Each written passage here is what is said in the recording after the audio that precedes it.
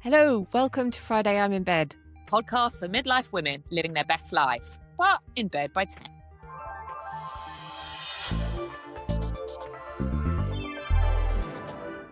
Last week, we introduced a new feature called the Moan In, where we share things that have really annoyed us this week, and the other person decides if they agree or if they're cancelling us. And it went down really well, so we thought we'd repeat it. So I'm inviting you, Gemma, to tell me something that has made you furious this week. Okay, so my first one is not the heat. It's people telling me I can't complain about the heat. And very specifically, people telling me I can't complain about the heat because I was also complaining that I was too cold a couple of weeks ago. Like, apparently I can't have it both ways. So my reasoning for this is that I don't want it both ways. I want in the middle. At least a few days, I want to not be too cold and not be too hot. Given the choice, I would rather be too cold, but I definitely want to be a comfortable temperature. How is complaining about being too hot and complaining about too cold wanting it both ways? No. Well, I love the sun and I like it really, really hot. However, I am open-minded enough to realise that not everybody does. And our country isn't built for over 30 degrees, or I don't know, probably over 25 degrees to be fair. You know, we have insulated houses designed to keep the heat in. So when people complain about the heat, they are perceived as just sort of being ungrateful. But actually, again, it comes from a place of privilege, doesn't it? Because if you live like by the beach and you can go dipping your toes in the water, it's all great. But if you live somewhere where you can't or you don't want to, you can't get out, yeah, it is too hot. So I think you are allowed to complain about it. However, I have a caveat, which is please don't complain about it when it's 22 degrees because that's lovely. 23 degrees, 24 degrees, 25 degrees. If we can have that, I'm fine. That's fine. If I hear you complaining, where are my days where I can be comfortable? I think by the weekend. Yeah. I mean, I did complain when it was 23 degrees when I did the London Marathon, but that was different. Yes. Okay. I'll have that for now. Okay. If it rains for the rest of the summer, I'm blaming you. I'm good with that. Okay. So my turn. Yep. My bugbear, and it's not just my bugbear this week, this is my bugbear forever and a day, is companies that charge you to return things when you've bought them online. So you haven't seen them, you haven't tried them on, and you have to pay to return them. It infuriates me because I don't want to pay to return them. If I get something and it's shoddy quality, for example, I shouldn't have to pay. And I did look up the distance selling rules before we started recording, and I've discovered it's totally legal to do that. You are allowed as long as you tell the customer. However, I discovered they have to legally return your delivery fee. And I don't think I've ever received my delivery fee back. So I'm like, I've had enough. I think companies need to stop charging. It's infuriating. Okay. Now we're not supposed to caveat these things, are we? But I'm gonna cancel you for this one on a very specific caveat basis.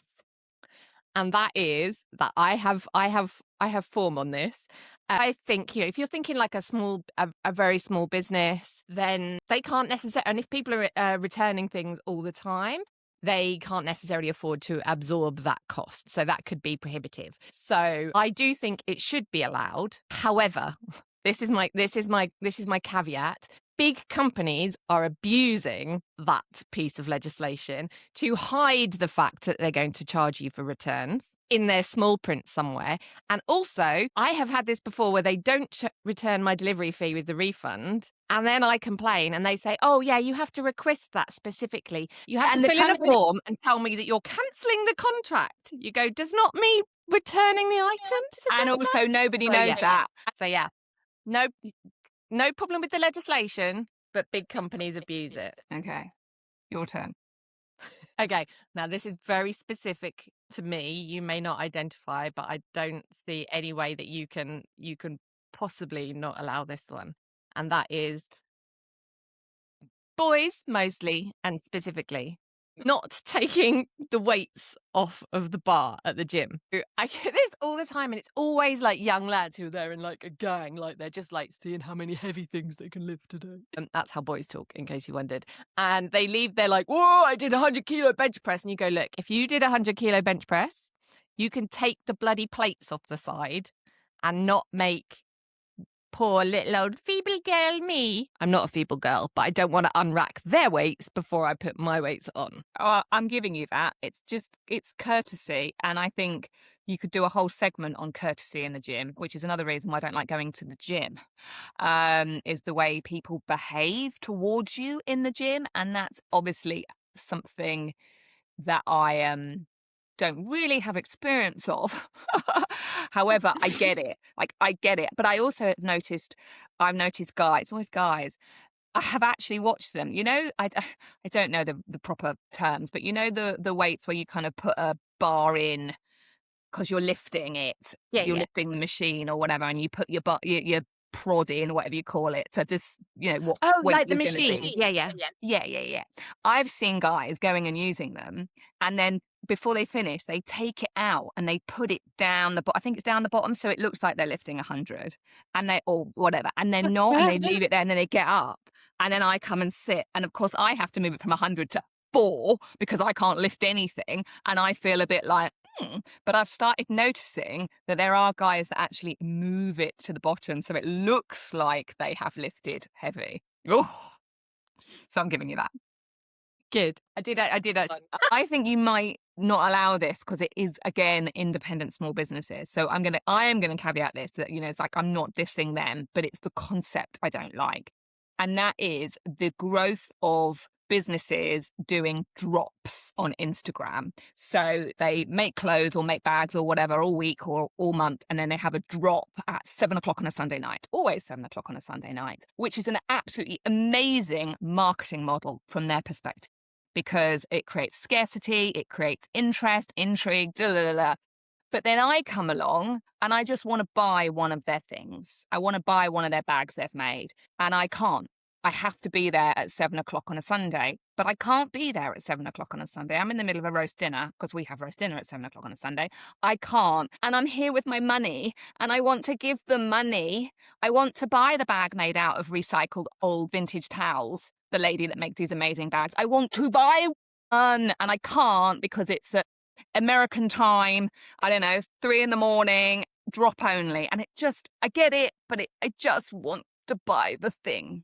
And it's annoying me. Have you seen this? I have. It's not something I've had a problem with, but I'm just going to say, have you tried sending them a message and saying, I want to buy a thing? Yes. Really? And they won't let you buy one? No.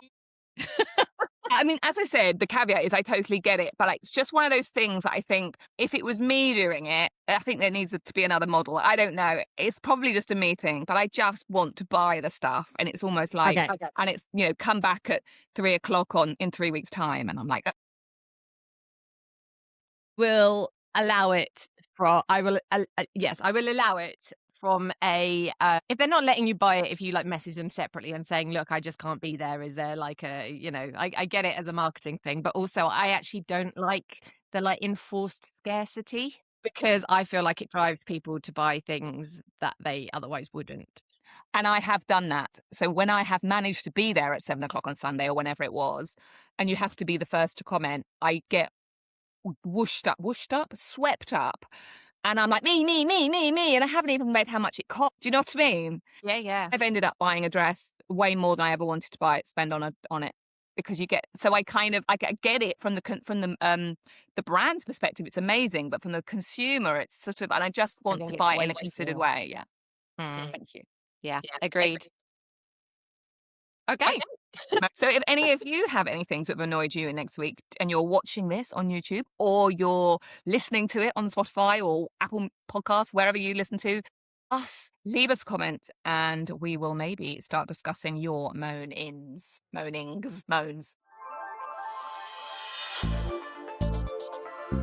This week on Friday I'm in Bed, we're starting with the backlash to the Department for Education's new campaign featuring Gemma Collins talking about post-16 education. The message was meant to inspire young people to believe in themselves, but many parents and teachers are saying it completely misses the reality of what schools are dealing with right now. From overstretched teachers to SEND families battling for support and children struggling with their mental health. We're asking whether this is really about snobbery, as we've been accused of, or whether people are simply exhausted by a system that feels broken. Then we're talking about the rise of the nonna lifestyle called Nonnamaxxing, the idea that living more like an Italian grandmother could be the secret to longevity. Slow meals, family, gardening, community, and olive oil apparently hold the answers. But is this genuine wisdom we've lost, or just another wellness trend wrapped up in privilege?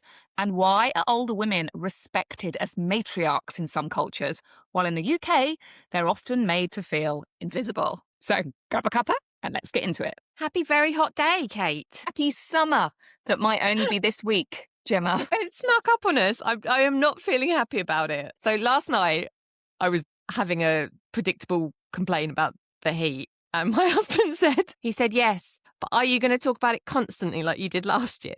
That told you. And I was like, well, yes, I am actually. I will continue to talk about it until we get sensible weather in this country. So I'm not talking about hot weather. I am perfectly comfortable and fine sat in this tin box. So what did you do over the weekend? Bank holiday weekend? Oh, yeah. It was a bank holiday, wasn't it? I saw some Morris dancing on Sunday. I did see that on your stories and wondered why they were out, because they're supposed to do that on the first bank holiday, not the second bank holiday of May. Yeah, they had like an event down at the place where my office is, the Yard. I think they organised some Morris dance. I mean, they then walked around with afterwards trying to collect money off people, so that's probably why. And they were like, "Oh, I'm sorry, I haven't got any cash." It's all right, I've got a card machine. Have you? Oh, good for you. What about you? We spent most of it gardening in this heat. Yeah, just doing lots of potting, and we went to a car boot sale where I think I nearly had a nervous breakdown because I was so hot. And I couldn't breathe, and I got a bottle of water, glugged that, and was fine again. I had one of those moments, you know. So yeah, gardening, going out to the pub. It was a nice, chill kind of weekend. And then tonight I've got a gig on, is this the hottest day of the year so far? Hottest day in May. And I'm going to Coco, which is the former Camden Palais. That's going to be like a sweat box. So I'm not looking forward to that. I have aircon unit in my bedroom, and that's where I will be. I have a handheld fan. Where's my handheld fan? I also have that matches my dress today. Oh, nice. Well, I have to say, before we get going, is that I heartily recommend these. I find them so much better than the little electric handheld ones. For starters, I think, don't you just feel so much more elegant waving one of these around? I've got loads. But also, I like to feel like I'm participating in the cooling activity. So, like, I think these make me feel like I'm doing something practical, you know? Like, yes, I have control. And they're not, I don't know, plastic battery-operated things that probably break. Indeed. So, agree. I like my handheld fans too. I've got some beautiful old ones that my son bought me for Mother's Day. So, yes. Right then, we've got lots to talk about before I get in a car and drive to London town. So we ought to get into it. Let's get into it. I want to start with something that has annoyed me hugely this week. And I have lots to say, and I'm going to try and keep it polite. I've got a lot written down, so I'll go through some of the stuff, and then obviously we'll chat about it. So this is the Department of Education's initiative to try and raise awareness to then all the options you can have from an education perspective when you're 16 or over. So they thought they would create a campaign, obviously, to try and motivate, get people, choosing the right option, whether that's uni or college or vocational stuff or all good. That sounds all good, doesn't it? But what they did in their infinite wisdom was get Gemma Collins on board to create a series of TikToks and reels, hoping probably to go viral. Hoping that she would, influence probably is the word, young people. But it went hugely wrong because I haven't seen one piece of positive press or a comment from teachers, parents, or children. So picture the scene. They're going to make a video, to inspire young people. So Gemma walks in and goes, "What are we doing about the children?" And interestingly, I think all the parents are going, "Not very much, are we really?" Because anyway. And so she's basically, there's a series of campaigns, videos, and she is, I'm presuming it's scripted, telling children, I'll read out some of the things it says. Whatever you're learning, you just need to concentrate. So one of her pearls of wisdom to young people is you need to concentrate and then you will do better. She also talked about how she didn't believe in herself and it meant she didn't do well at school because she didn't believe in herself. So obviously the message that parents have heard is, oh, you just need to believe in yourself and then you'll do well at school. There was a huge backlash because the audience that obviously it's aimed at are parents predominantly. And most parents right now are really beyond frustrated with the education system, particularly if you're a parent of a SEND kids with that's neurodiverse, somebody that's struggling with their mental health, somebody that's being bullied, somebody that's going through puberty and doesn't know who they are, and all these hormones. So actually, a lot of teenagers right now are really, really struggling in education. More children are being pulled out. Homeschooling is on the rise. The impact that this is having on families, on purse strings, is huge. And having an influencer telling us that our children just need to concentrate a bit more feels like a massive kick in the teeth. But not only that, it's a massive kick in the teeth to teachers, because teachers are leaving. Teachers are not happy. They're under-resourced. They're overworked. We have teachers buying stationery to have use in class because they don't have money to provide stationery for children anymore. There are fewer people going to university to study teaching. So it's a huge problem. So all the teachers are really it's just, this whole kind of campaign has felt really, really kind of out of touch.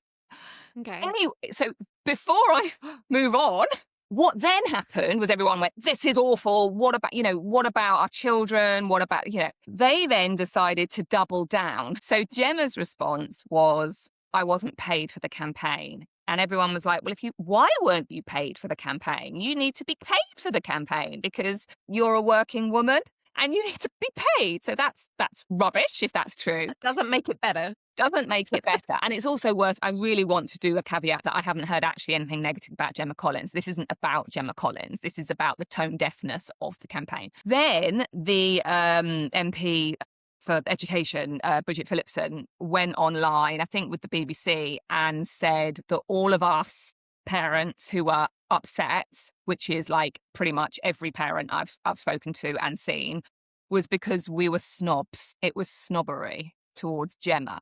And everyone was like, whoa, we never said anything bad about Gemma. And actually, the fact that you're saying it's snobbery is kind of intimating that you're thinking that potentially Gemma was the wrong person or wasn't good enough or wasn't clever enough or whatever. And the other thing she said when she was doubling down was that they chose Gemma because Gemma would work really well for the voters. So it was like, oh, this is for the voters. This isn't for the parents and the teachers and the children. This is for the voters. So then you'd think it would disappear, wouldn't you? You'd think they would bury it because it's just everywhere. But no, they came out with another one. And the other one features Gemma saying every day she wakes up and she looks in the mirror and she says, "It's going to be a fabulous day and you're going to be fabulous. So just go and be fabulous." And you're like, okay, so I've got a child that won't go to school because they are not being supported from a mental health perspective or from a SEND perspective, and you want me to tell them to just go and be fabulous? Like, really? So they're kind of doubling down. So this has kind of been one of the biggest news stories really of the week. And I wanted to chat about it as a parent, but also it'd be really interesting to speak to somebody that's not a parent to see whether it's all in our heads or are we just being a bunch of snobs? So have you seen it? I take it you have. I have, yeah. I've seen a couple of them. I'll be honest, because it's one of those things where I'm a bit like, don't have kids, don't really care that much. So I paid like surface level attention to the drama and then moved on, to be honest. Which of course So you would. at first sight, I was a bit like, okay, this is weird. I'm not, necessarily the hugest fan of Gemma Collins. I'm not a fan. It I was a bit just she's just Gemma Collins. Do you know what I mean? And she's just, she's obviously awesome because she's got a really cool name. But it's really weird hearing you say Gemma in the thing. I'm like, what? Okay. What did I do? The GC, I'll call her. So, I didn't pay huge amounts of attention until I started seeing, people complaining. I do have friends who have send kids in the education system, and I do know the battles they've had. I mean, some of them before they've even got into the education system, let alone once they're in there, and I know how hard that is. It feels very surface, a bit like, just trying to paper over the cracks. Like, hi, there's this big hole here, but we've just put some wallpaper over it and it's all going to be absolutely fine. Look, Gemma Collins, woo! Woo! So, yeah, don't look over here. So, yeah, I get it, basically. And there've been, I don't have send children, and I don't know, obviously I know what's been going on, but I don't know about this consultation. So there's been this, the government are looking at new ways to support these children more. And there's been a huge consultation period where obviously families, children and teachers have been listened to. And this campaign was released the day after the end of the consultation. So obviously it was being made whilst the consultation was happening, because nobody gets the GC in and all the hair and makeup and it all done that quickly. So I think that added to the kick in the teeth. It's like, so over here you're listening to us, but over here you're creating a campaign that says, let's go and be fabulous and life will be great at school. Get off you go. It's like, were you even listening to us at all? And I think the thought is this is actually serious. We have a crisis, an education crisis in our country. And why you could create a campaign where there's teachers or there's children would be amazing, and it be less frivolous. And actually, it might be a bit more boring because it's not got the GC in it. But actually, this is serious stuff. It doesn't need to be frivolous. And actually, we want to know what you're doing. One of the things in one of the videos is, I think it's Bridget Phillipson asks Gemma, what would you do if you were the education secretary for the day? And great opportunity for to say, well, I'd really sit down with the kids and really understand what's happening, or sit down with pastoral care and understand what the current day-to-day needs are. But she was like, I'd do a whole thing on Good Morning Britain and I'd tell everybody to be fabulous. And it was like, okay. Yeah. So it's just, and then she wasn't paid apparently. So it's like that completely sucks. And was she paid, or obviously I can't say that she is not telling the truth about that, because I have no idea if she was being paid or not. But it's like, I don't know. I don't know her much, but she never strikes me as the kind of person that would make up shit like that. Do you know what I mean? But I also don't think she'd do anything for free either. Sorry, and no disrespect, because it's her business. Yeah. See, one of the things that did occur to me when I first saw it was that, obviously, if this is about making the kind of decisions you have to make at 16, 18, whatever, about what you're going to go on and do after you've left high school or whatever, then this is the time of year you have to produce that kind of content. So there's no good producing that content in 2 years' time, because then there's a whole generation that may not have known what their options are, and you can't have started producing it after the consultation, because that consultation was going on while they needed to be producing. I've said producing a lot there, but you get what I'm saying. So part of me was a bit like, okay, so the timing might feel really bad, but the attempt to let children know what their options are, that's what is quite a stressful time. And also that their options aren't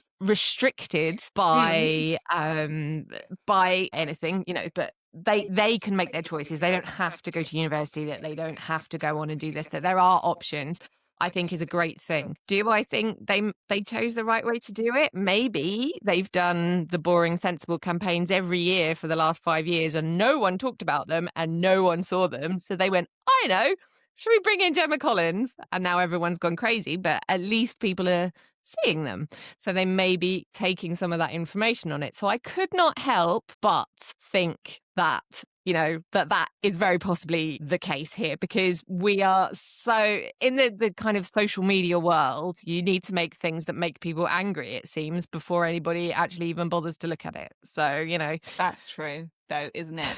But then ugh, I like this so much because I'm just like, it's so like, well, first of all, I think my first answer to that is they didn't really talk about the options. It was about going on GMB and saying you're fantastic, and concentrate. And I didn't know about Richard III. I learned about Richard III. Children don't learn about Richard III today. Like, it was not talking about you could do an apprenticeship. They kind of, if that was the goal, which they say it was, I mean, I'm going to put my marketing hat on and my advertising hat on. Like, they really didn't focus on that bit. Like, it was all just a bit silly, if you know what I mean, rather than going, you could do this. If they wanted a campaign that people talked about, well, they've done that. I was quite surprised that they felt that the GC was, like, again, no disrespect to Gemma Collins, but my daughter is 15, about to turn 16. She's doing her GCSEs. So she is the person. She doesn't know who Gemma Collins is. Sorry, no disrespect. She is an odd choice. I wonder if she was the only one that said yes to doing it for free. Do you know what I mean? And again, no disrespect, but I kind of think of Gemma as a young millennial, like when Towie came, because when she was on Towie, and I know she's just been on I'm a Celebrity, but my daughter was a bit like, what? Like, it meant nothing. I don't think Gen Zs aren't hugely like watching I'm a Celebrity either. And I mean, we're talking 15-year-olds as well, because we're talking about what's next. And actually, we're talking about 14-year-olds, because my daughter's already made the decision because it starts in September. So you're talking about year 10, and I don't think they know. So I think it was a very odd choice, which then makes me think, who came up with this concept? What are we doing about the children? And it was like, oh, yeah, what are we doing about? But a good thing to maybe ask is, we have talked about rage baiting, haven't we, before? Like, it's like that no publicity is bad publicity, but I'm a bit like, I feel like Bridget Phillipson has kind of shot herself in the foot, and she probably didn't even come up with, I mean, who knows if she came up with a campaign. Yeah. But, like, does the education department need publicity? They need positive. No, forget that. This is as a parent now. No, they need to sort out the education system. I don't want a fancy campaign. I don't want that. I want teachers that can teach the subjects. We've got a PE teacher teaching geography. We've got parents, myself included, who obviously only parents that can afford it, that are paying. We have 2 tutors a week because there's not enough staff. That's not the school's fault. It's not the teacher's fault. But there is a problem when parents are having to pay for, and then the mental health. I mean, obviously, most of the uproar has been around the consultation for SEND kids, but the mental health issues. There's so many kids that do not want to go to school and are not going to school because of what is happening in the schools. And there is not enough resource in the school to deal with and support and help all these children. There's pastoral care that I found out recently how much pastoral care earn. And it's unbelievably low, well, in the schools that I know of, considering they have back-to-back meetings with children with severe anxiety from the minute they get into school till the minute they go home and in the evening. And it's like, it's so broken. So I suppose I don't want the campaign. I think that's the point, actually. I don't want Gemma. I don't want the campaign. I just want change. But we live in a social media age and where reels and TikToks and going viral matter. But then what do you think the point? What do you think they thought the point of the campaign was then? If it actually didn't give any information or help with the idea of making those like kind of post-16 decisions, what do you think they thought the point of the campaign was? For anyone not watching, I'm now just grimacing in a confused manner. Like, I honestly don't know. They say they wanted to communicate about the post-16 options, but parents know about the post-16 options because I have like 2 emails a day from the school. Like, I have so much communication. Obviously, not everybody reads it. The children know about, they have careers meetings, they have careers fairs. Like, it's not like we know. So maybe were they just trying to? Well, actually, one of the things she said in the interview is Bridget Phillipson, not Gemma Collins, we thought it would resonate with voters. Like, is that what they're actually just doing? So you think that they're just essentially trying to make it look like they're doing stuff? Like, if they put that ad out there, maybe they're thinking people like me who don't have children, don't know any of this stuff, will go, "Oh, it's really good that they're trying to." They call me cynical. I It don't didn't know, work. and I really want to, because obviously we do talk about politics sometimes on this, but not much. Like, previous governments haven't done a better job. Like, the state of the system has been going on for years. So this isn't even just about Labour. It's broken, and it's not. I think fundamentally, children in 2026 are very different beasts from when we were at school and when our parents were at school. And I feel like the education system hasn't like caught up. Like, the world is really different. So I think that's part of it. And so it's a really tricky one. But then it's like, well, who could they have chosen? Should they have chosen an influencer? Oh, I did actually write down, oh, hold on, I have another stat about influencers. Last year they spent £204,000 on influencers. I don't know who. And none of that went to Gemma Collins.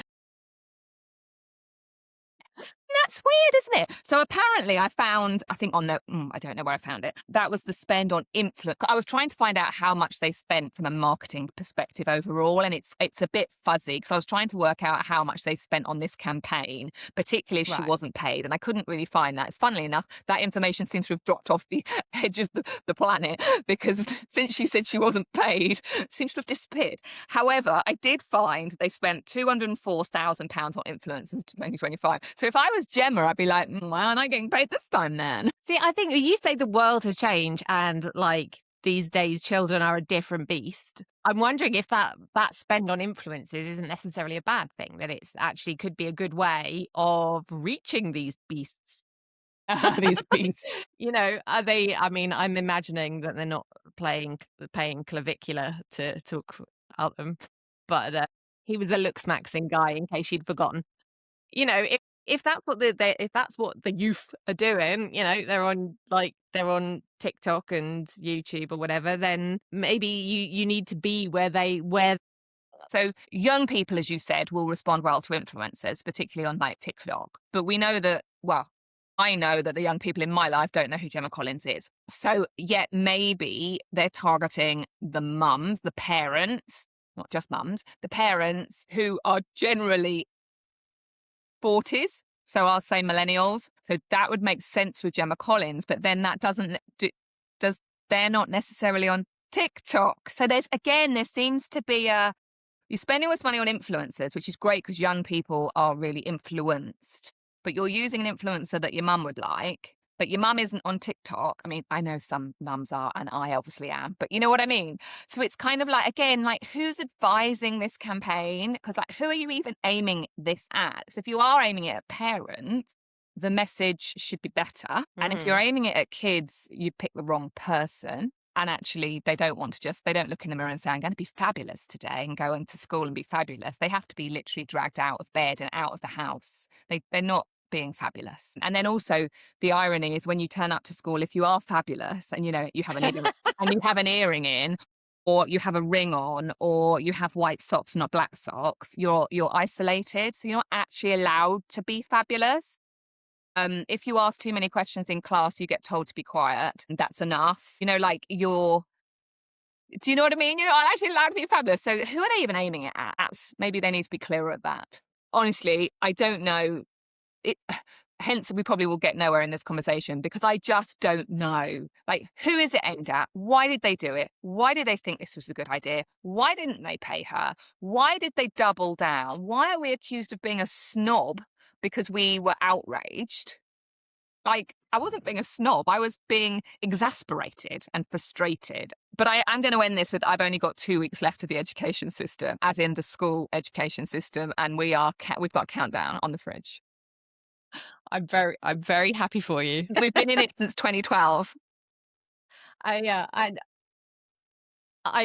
honestly, I mean, like I say, not a huge impact on me, apart from the fact that the people who are looking after me when I'm old are going to have been through this education system. So I'm hoping they sort it out. Yeah. And just be fabulous. So next time you complain about the heat, I'm going to say, Gemma, Just be fabulous. just be fabulous. I know the heat isn't the same as 15 years of or 10 years of schooling, but it's just be fabulous. Like that ever. It's a bit like when people tell you to calm down. I haven't thought of that.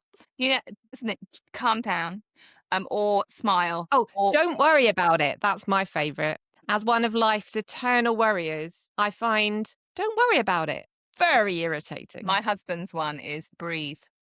And some days he's absolutely correct. I just need to breathe. And some days I actually want to punch him in the face. Yeah, rip his throat out with your teeth. Just breathe. Just be fabulous. It's just like, it's ridiculous, isn't it? If she'd have stood there and said, I know it's hard. I know some days are harder than others. And I know, but, I promise you, which is what I say to mine, it will get better. Life is going to be great. It's going to be good. You just got 2 more weeks of exams, darling. Just keep going. I don't go into that exam and be fabulous.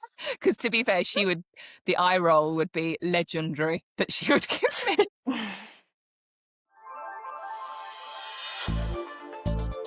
Okay, so moving on from education, we're going to talk about Nonnamaxxing, which is a great word, I'm going to say. So if you haven't come across it, it's a very online trend of the young uns, presumably the ones that don't know who Gemma Collins is. So mostly in their 20s, and they've decided that the secret to a good life is to live like an Italian grandmother. So we're cooking proper food, growing tomatoes, seeing your friends in person, I don't know, maybe hanging your washing out in the middle of the street, I don't know, going to bed at a sensible time. I mean, that one I can definitely get on board with. It all sounds lovely, doesn't it? Who doesn't want that? Slow down. That's the vibe generally. Slow down. Live like an Italian grandmother. First of all, I want to know why this is a TikTok phenomenon all of a sudden. Why do we have to max everything? And surely maxing anything is the very antithesis. I'm sorry, I'm just really pleased that I just came out with that word then. The very antithesis of Nonnamaxxing surely is maxing anything if it's supposed to be slow and, and chill and anti-hustle culture. So I also think there's something a little bit uncomfortable underneath it. It's quite trad wife adjacent, I think. And there's a huge amount of privilege, obviously, in having the time, the money, the kitchen, the garden space, whatever, to pull it off. Let alone the fact that it is then maybe slightly idealizing a way of living that maybe isn't that great always. The Italian nonna, she wanted to be a lawyer and she didn't get to be a lawyer because she had to be an Italian nonna and grow her own tomatoes and make her own pasta. So those are the kind of areas that I was going to dive into. Had you heard of it, Kate? Have you seen Nonnamaxxing? I haven't seen Nonnamaxxing, but I do. Well, first of all, I think I said this just before we hit record. If maxing isn't a word of the year at the end of the year, I'm going to eat my hat, not that I have one on, because it's like, it's everything has been maxing now. But anyway, I think my first thought was anyone over a certain age absolutely knows that the Mediterranean lifestyle is really good. We know that the diet is brilliant. We know the way of life, having a siesta, for example, lots of going out in the evening with your friends and family, eating really good food, lots of olive oil, lots of fresh fish. Like, we know this is a really healthy way. And we also know that it does help with longevity because it's a really healthy way to live. And we have the proof with these people. So it does make me chuckle when young people discover something that is already a known fact and make out that they've invented it, and then make 1,000,001 TikToks about it. It's a bit like when my daughter sat me down and said, there's this amazing song, you've got to hear it. It's everywhere on TikTok. You'll love it. And I was like, oh, it's a new song. And she was really building it up, and we sat down and she turned it on, and it was Mr. Brightside by The Killers, possibly the most overplayed song of the last 20 years. So it's kind of, for me, Nonnamaxxing is a bit like my daughter discovering Mr. Brightside. It's like, no shit, Sherlock. Eating, spending time outdoors, lots of vitamin D, paddling in the sea, spending time with friends and family, is good for you. Of course it is. And that was like, that's a given. However, we live in the UK and we don't have sun apart from right now, Gemma, which we know we have lots of sun right now. We don't have Just lots of sun. today, hopefully. We have to take vitamin D, you know, literally because we don't have sun. We don't have fresh, I mean, suppose we do have fresh fish, but we don't, life is different here in the UK. It's, our culture is very different. We don't go out with friends and family in the evening, every evening. We stay in and we watch Netflix and then we go and get really drunk on a Saturday night. I don't, but you know what I mean? Like life is different here. But then that leads me on to, because of that, you've already mentioned the privilege, oh, let's just grow vegetables and we'll live a happy life. I grow my own vegetables here. We have a big greenhouse. We do all, I'm very lucky. And it also takes a hell of a lot of time and costs money. It would be every year we say the amount of money we've spent growing these tomatoes, we could have bought 5 times more in Lidl than what we've grown. Like it's Yeah. a Oh, yeah. privilege to be able to do it. Of course, it's lovely, but it's a privilege. So I get that whole privilege thing here with that. The trad wife. See, I like the idea that a generation is discovering that constant stress, living just to Yeah. work and all that is not a good thing. It also feels very much to me like I've been having the Mediterranean lifestyle sold to me as an ideal since I was in my 20s. The Mediterranean diet in the early noughties was definitely a thing. Like, oh, look how gorgeous and how beautiful their skin stays because of olive oil, and let's simplify everything. That's been being sold to us all as a lifestyle for years, and the advantages of, and yet here we are. Nothing has changed. Some people are growing vegetables and eating in the Tuscan sunset of Deptford, but most of us are still having to go to work from 8 till 5 because that's the hours that the businesses set. We're not having a couple of hours off at lunchtime for a siesta because people can't do that because of businesses. We've been having that lifestyle sold to us for years, and there's also quite a lot of chat about why we think that the Mediterranean specifically lifestyle is specifically superior to any others. That we pick that because this is that's racist, essentially, that these are white people who live in Central Europe, so therefore we will, and generally fairly wealthy, and therefore we're going to prize that kind of lifestyle over the way we might similar lifestyles that people might be living in. But is that because we've all been to Greece? Do you know what I mean? So I haven't. there is, pardon? Oh, have you not been to Greece? I haven't. But, as in package holidays, Spain, the Spain coast, Italy, probably not everybody, but, Greece, I think partly it's because they're cultures we've been to potentially or see. They're more identifiable to us, I guess. I think But then we are selling that as an aspirational culture to everyone, not just, us in the UK. The Mediterranean diet is not taking apart that Mediterranean diet and going, well, what is it? Is it fresh vegetables? Yeah. Is it fresh vegetables and the monounsaturated oils? So rather than taking that apart, we go, oh, the Mediterranean diet. So I do think there are issues there. And so what do you think about the kind of the tradwife adjacency of it? Do you think it's just a new way of selling us that kind of See, it's interesting lifestyle? You said that because I haven't even thought of that.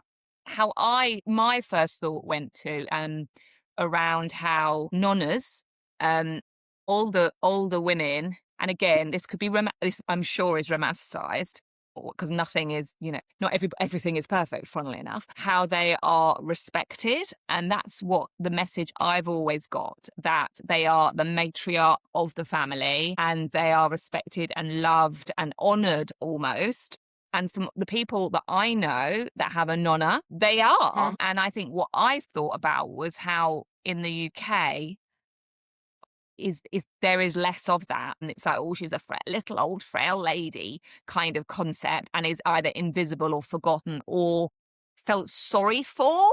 Whereas I think particularly in this context, it's like she's the matriarch. She's, everything revolves around her. She's provided all the life in the room, which she has, if it's going to be all her children and their children and their children, it's really respected. So I think I was like, it's really interesting how they are listened to and how they're seen as wise. But in our country, they're just sort of written off. I think and again, maybe this is an idealized thing, but I look at that and think, that's great. I would wish more of that. I haven't got the trad wife bit from it at all. So I'm interested to hear where that's come from, or the thought behind it, because it didn't occur to me. It's so if you look at what nonnamaxxing entails, and then you look at what the kind of trad wifing entails, nonnamaxxing, again, we're talking about it's women again. And we're not talking about women having successful careers. We're not talking about them doing whatever they like. We're talking about women being the center of the house, the center of the home, the center of the family, which is great and lovely, you know, and nice if that's what you want. But when we're selling it as an aspirational lifestyle, that's when it starts to become a little trad wife. You know, the videos that you will be making for nonnamaxxing will be, here's me growing my tomatoes. Here is me making my own pasta, which, you know, if you're making a trad wife video, is quite often, here is me making my own apple pie. I feel like, now I'm gonna clarify in that I would love to live like an Italian nonna. That sounds amazing. I'd like to sit in the street with all my mates rolling gnocchi on my knee or whatever it is they do. I probably wouldn't like that much at all. But, you know, Too hot. In theory, this idea of slowing down and chilling out a bit sounds amazing. But what I don't like is that idea that it's being sold to women as aspirational, when what it really is a women's traditional role that many of these nonnas may have felt quite trapped in, for all we know.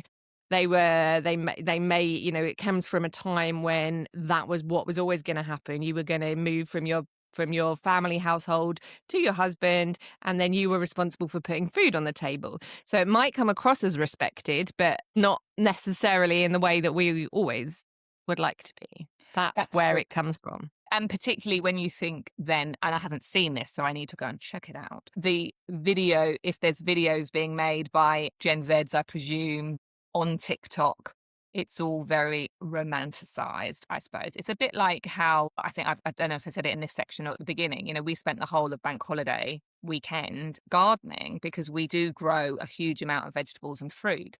I mean, it's freaking hard work. I could make a little video of me. In fact, there are videos of me. Sorry.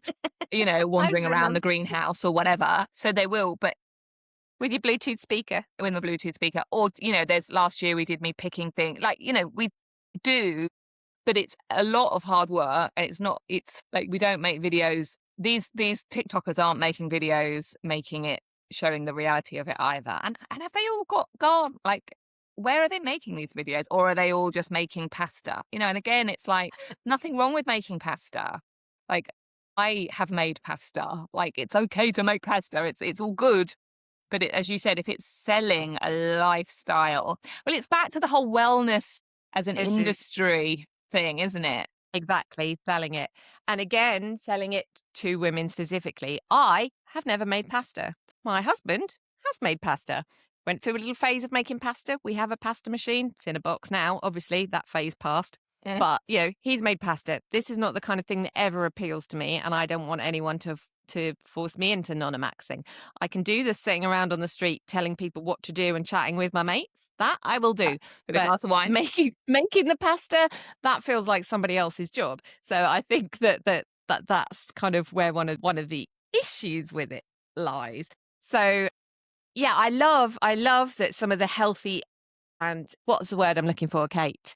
You don't know. Some of the more social aspects of this are obviously fantastic. It's the way it's being sold that's a bit more of an issue. I had some stats on loneliness because I was quite interested in like the social side of this. This is a thing that we do lack quite a bit in the UK, I think, and that we could take a bit more from. You know, we're quite insular inside our houses. Yeah. And so we got about 871,000 deaths a year linked to loneliness and social isolation. Social isolation. Thank you very much. And there is a 26% higher mortality risk in old people, which is associated with loneliness, and which is also paired with smoking, which I thought was quite interesting. 17 to 21% of people aged 13 to 29, so these are the Gen Zs that we're talking about, report feeling lonely, and that is the highest rate of any age group. So the generation that invented nonnamaxxing and that it's kind of targeting is also the loneliness. So I'm wondering if maybe the social aspect of that, maybe there is a benefit to that there. I think there's, again, without trying to romanticize the nonna and the family unit, but from what I've seen, and I think the thing that people are talking about is this community even within the family. So nonna comes to live with you. We've talked about this before, didn't we? Like, do you expect people to look after you in your old age, or children to look after you, and what happens if you don't have any children? But that, nonna isn't living on her own in sheltered accommodation, and having somebody visit her once a day, and her grandkids haven't spoken to her in 20 or whatever. Obviously, again, that's a stereotype, but the point is I can see why people are romanticizing. My kids absolutely adore their grandparents, and they go for a week every holidays, and they have a really strong relationship with them. They have that community. They WhatsApp my mum all the time. They've got that interaction. And yes, my mum doesn't live with me, but there is that kind of community spirit. And when I think of the nonna thing, which is what we're referring to, feels very family focused.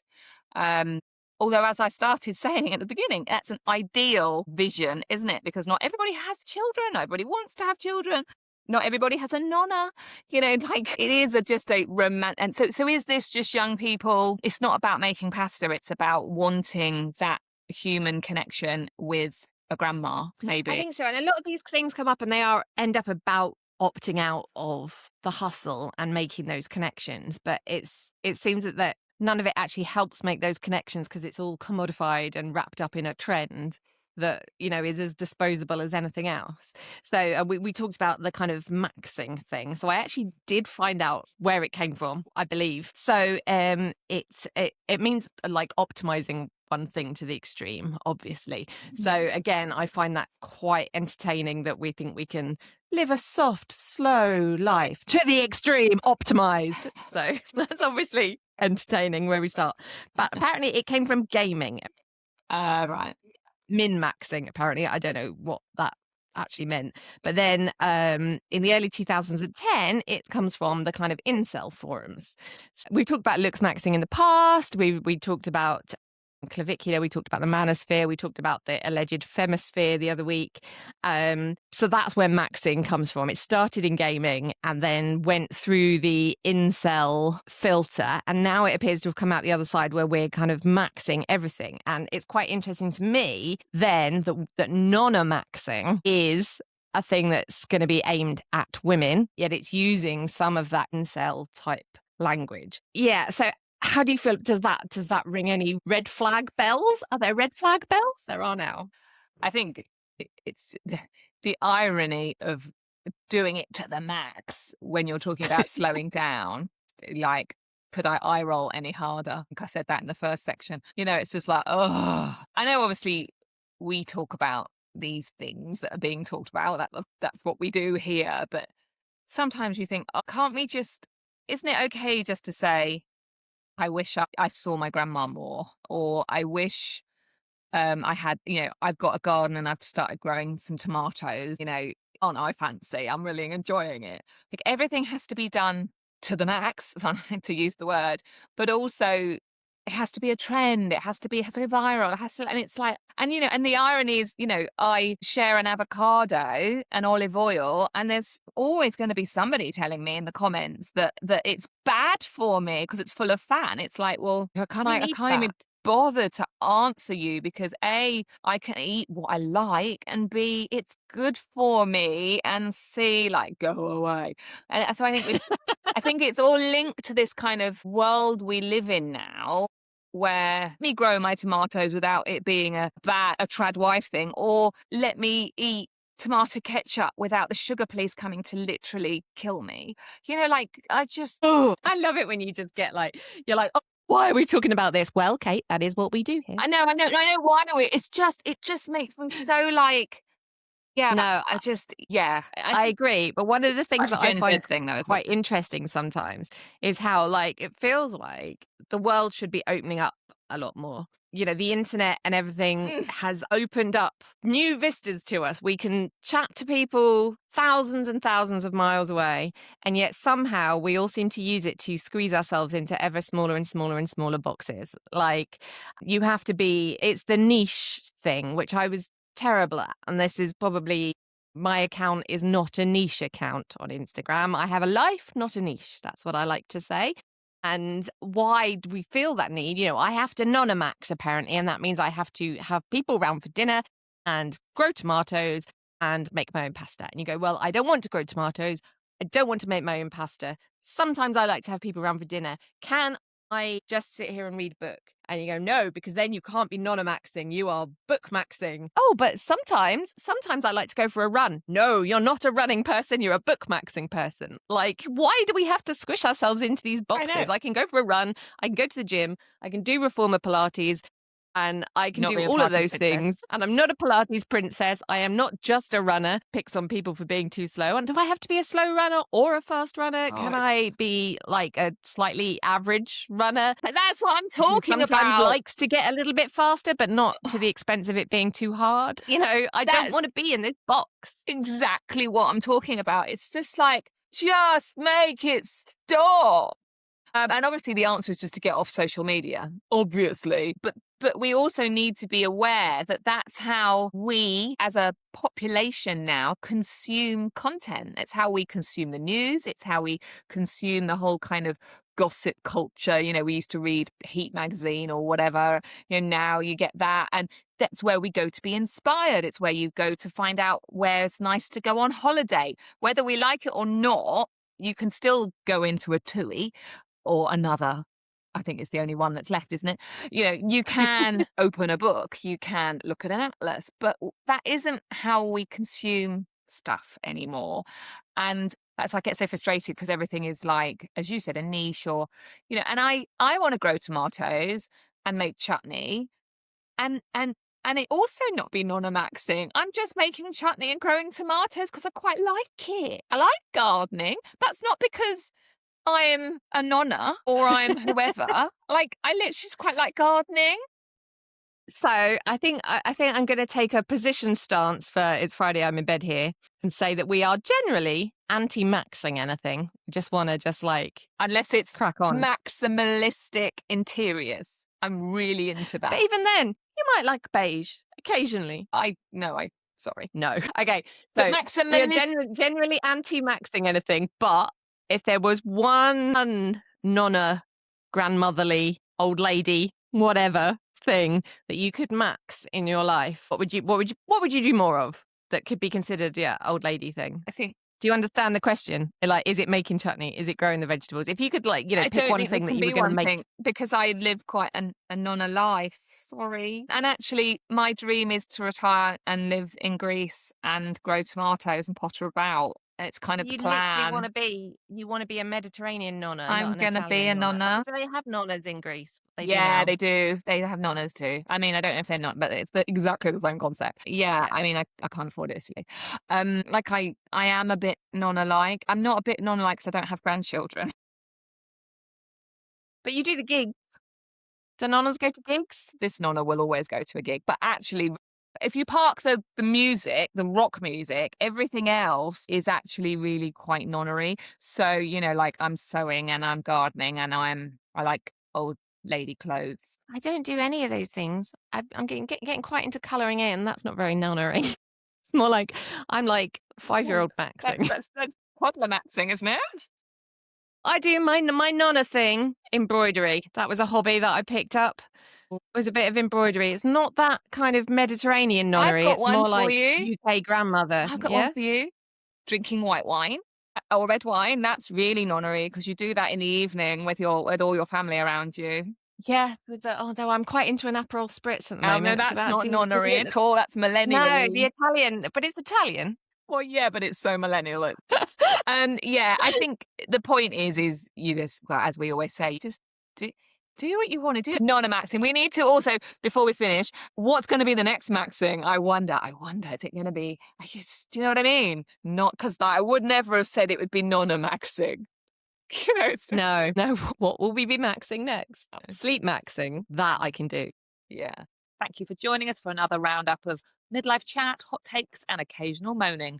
Well, quite a bit of moaning. Make sure you hit subscribe so your podcast app gently nudges you every Friday, because honestly, who remembers anything without a reminder these days? And also, we like people liking us because we're very needy. And if you fancy being extra lovely, leave us a rating or a review. It helps more brilliant women like you find us. Have a great weekend, everyone, and make sure you find time for yourself. You deserve it.